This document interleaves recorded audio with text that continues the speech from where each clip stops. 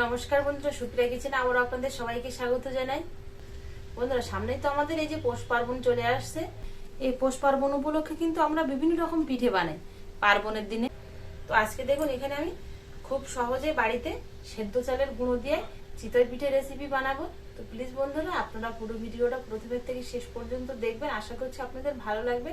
আর আপনারাও কিন্তু যে সকল বন্ধুরা এখনো বানাতে পারেন না, আপনারা বানিয়ে নিতে পারবেন। বাড়িতে যদি আতপ চাল না থাকে তাহলে আপনারা কিন্তু খাবার চাল দিয়েও পিঠে বানিয়ে নিতে পারেন। কিভাবে সেটাই আপনাদের সাথে শেয়ার করব। এক বাটি সেদ্ধ চালের গুঁড়ো নিয়েছি। আলাদা পাত্রে চালের গুঁড়োটা নিয়ে নেব। এর মধ্যে দিয়ে দেব 2 চিমটি লবণ। আর এখানে বাড়িতে থাকাই এলাচ দানা এরকম করে গুঁড়ো করে নিয়েছি। এই এলাচ দানার গুঁড়ো দিয়ে দেব। ভালো করে গুঁড়োর সাথে মিশিয়ে নেব। গুঁড়োর সাথে খুব ভালো করে মিশিয়ে নিয়েছি। এবার এখানে দেখুন জল নিয়েছি। জলটা কিন্তু উষ্ণ গরম না, আবার একেবারে খুব গরম না, মানে আমি এই যে আঙুল দিচ্ছি গরম, কিন্তু এবার আঙুলটা তুলছি, আঙুলটা কিন্তু খানিকক্ষণ গরম আছে। এরকম করে জলটা গরম করে নিতে হবে।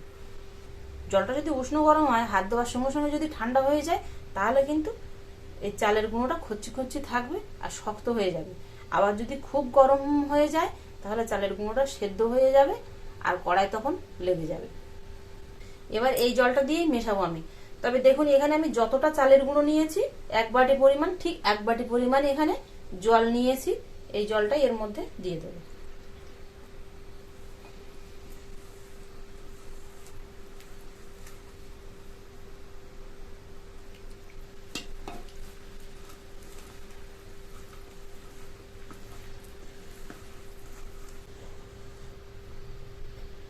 পুরো যতটা চালের গুঁড়ো নিয়েছি ঠিক ততটাই জল দিয়েছি।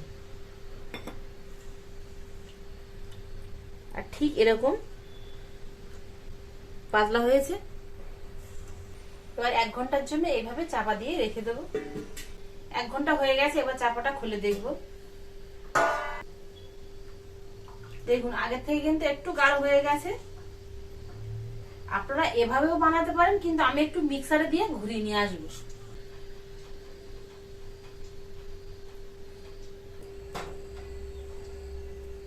এবার ডোয়ের মধ্যে ঠিক এরকম 1 চিমটি পরিমাণ বেকিং পাউডার দিয়ে মিশিয়ে নেব।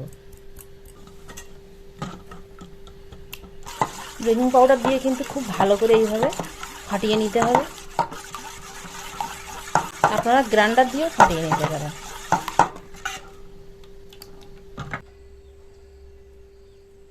কড়া গরম হয়ে গেছে। পরিষ্কার কাপড়ের টুকরে আমি তেল মাখিয়ে নিয়েছি। একটু মুছে নেব।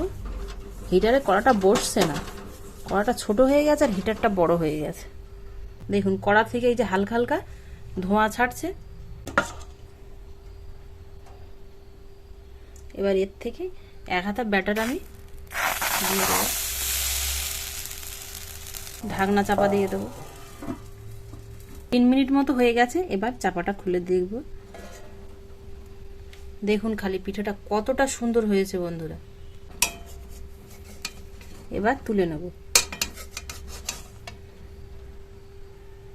দেখুন,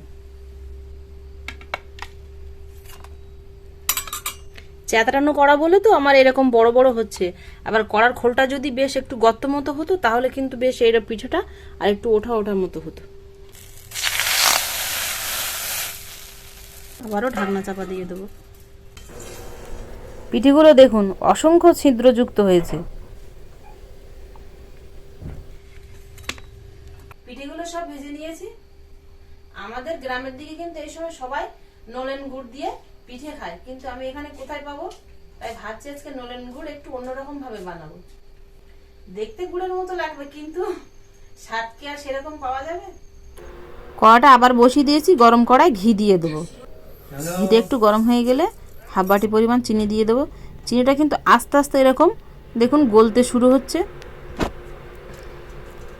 এবার কড়াটা ধরে এইভাবে উঁচু করে নাড়াবো। কড়াটা কিন্তু আর হিটারের গায়ে বসানো নেই, বেশ উঁচু করে হালকা হালকা গরম লাগবে। এইভাবে চিনিটা গলিয়ে নিতে হবে। আর ঘি দিলেই তবে কিন্তু দেখুন ঠিক এরকম একটা গুড়ের কালার চলে আসবে, লাল লাল। গলার সঙ্গে সঙ্গেই নামিয়ে নিতে হবে। এর মধ্যে আমি 2 ফোঁটা লেবুর রস দিয়েছি, সেটা আর আপনাদের দেখানো হয়নি। গলার সঙ্গে সঙ্গে আলাদা পাত্রে নামিয়ে নেব। দেখুন অসংখ্য ছিদ্রযুক্ত পিঠে হয়েছে, আর সামনের দিকে দেখুন এরকম, আর পিছনের দিকে দেখুন খুব একটা পোড়া নেই, বেশ হালকা হালকা একটু পোড়া। আর দেখুন মানে এদিক দিয়ে তাকালে ওই দিক দিয়ে দেখা যাবে এরকম ছিদ্রযুক্ত পিঠে হয়েছে। এবার আপনাদের কেটে দেখাচ্ছি যে কতটা সুন্দর জালিদার হয়েছে পিঠেগুলো। দেখুন এই অসংখ্য ছিদ্রযুক্ত হওয়ার জন্য কিন্তু খুব এরকম সুন্দর জালিদার হয়েছে। এবার বাড়িতে তৈরি করা গুড় দিয়েই খাওয়া হবে পিঠে।